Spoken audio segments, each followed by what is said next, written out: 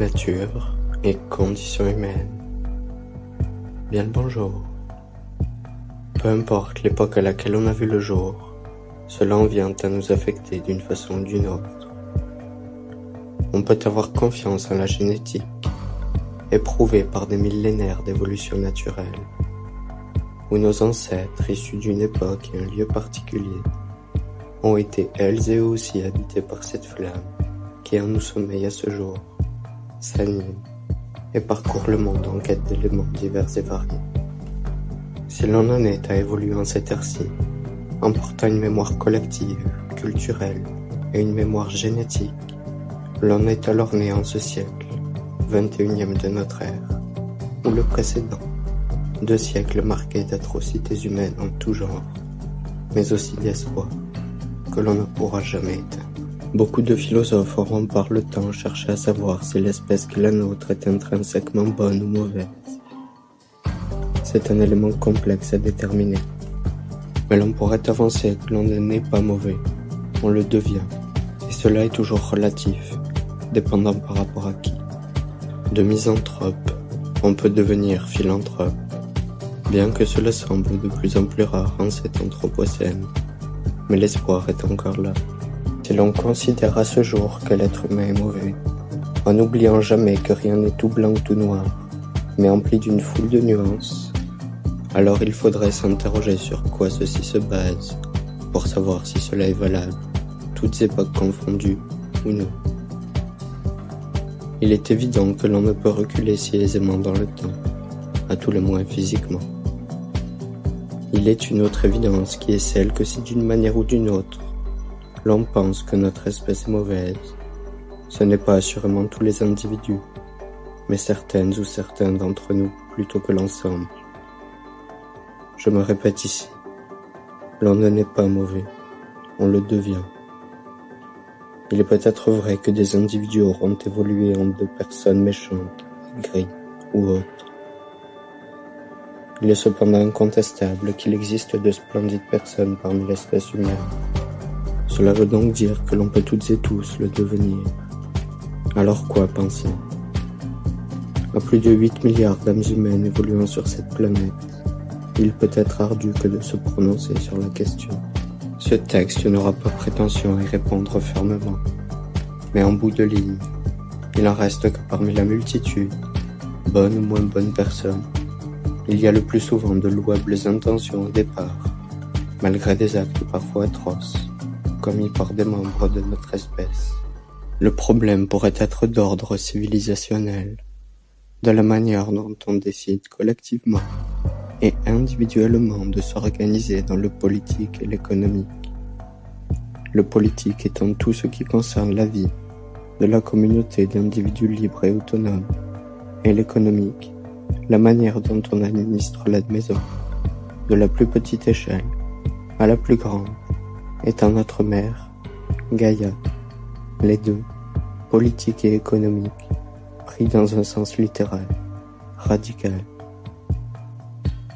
Au niveau sociologique ou anthropologique, on reconnaît qu'il n'est pas nécessaire d'adopter des mythes communs, identitaires et culturels, frontières, argent, écriture, religion, etc. Tant et aussi longtemps que les différents membres d'une même tribu n'excèdent pas un nombre d'environ 200 et sont en mesure de communiquer entre elles et eux, pas forcément vocalement, au moins à un niveau rapproché, mais l'on peut se dire qu'après un certain temps, cela devient instinctif, jusqu'à être inscrit dans notre ADN, en reconnaissant les émotions de nos semblables automatiquement, d'autant plus quand une proximité s'installe.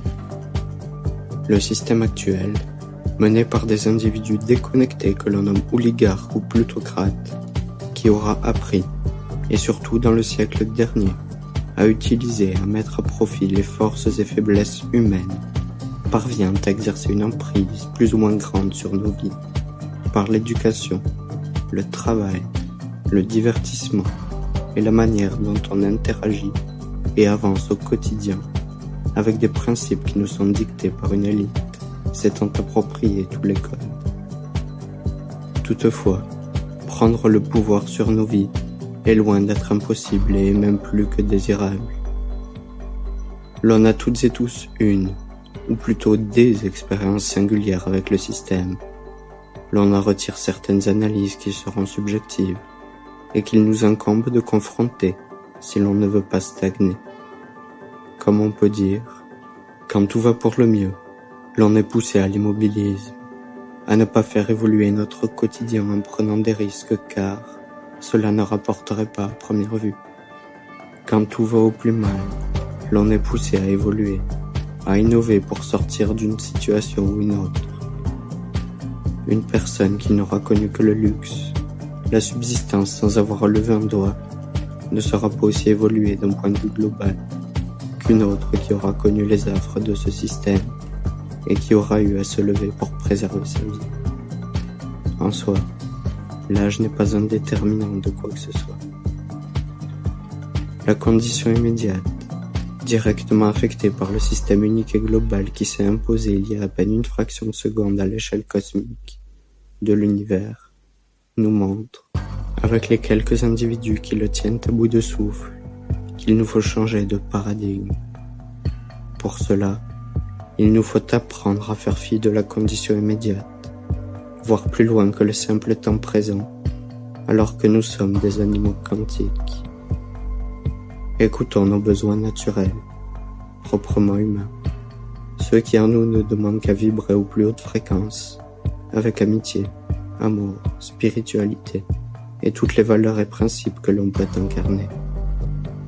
Écouter sa condition, cela revient à vivre uniquement dans le présent, en ne regardant que ses besoins personnels et ceux de son environnement direct. Comme la famille, la nature humaine nous pousse quant à elle à aller vers l'autre, à explorer. Plus nous avancerons dans le temps, plus l'instinct révolutionnaire se manifestera, la vie à court terme en venant à s'éteindre. Les individus seront de plus en plus mobilisés, dans un rang comme dans l'autre.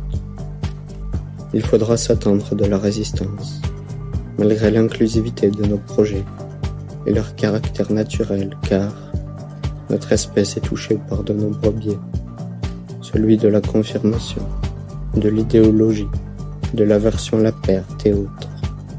Si l'on touche au confort apparent dont le capitalisme a su nous faire profiter, bien qu'il soit évident que de plus en plus d'individus connaissent la misère en cette ère, alors une résistance émergera, malgré le côté nocif de ce confort, uniquement basé sur la matérialité et l'obsolescence programmée, poussant à acheter toujours plus, en voulant davantage que sa voisine ou son voisin, avec qui une compétition se crée. La condition immédiate à ce jour, en 2023, est celle des inégalités toujours plus exubérantes, discriminantes, accablantes, dans un système basé sur la rente unique, celle d'un seul objet, permettant à lui seul de tous les posséder, et plus encore, comme les droits. Voici l'argent. Pourtant, vouloir faire croître cet objet, qui plus est en s'endettant avec ce même objet, absurde, c'est hypothéquer sur notre avenir en saccageant la nature.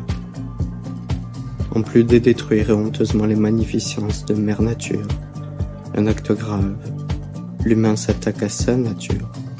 Preuve en est qu'ils et elles s'exploitent par le travail, font de la reproduction sociale à travers les écoles élitistes, plutôt que d'encourager l'égalité. Peu importe les champs de connaissances d'une telle ou un tel.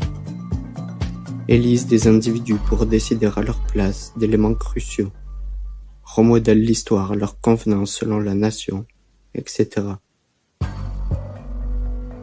Pourtant, l'asservissement humain n'est pas immuable. Il n'est pas impossible de s'en défaire.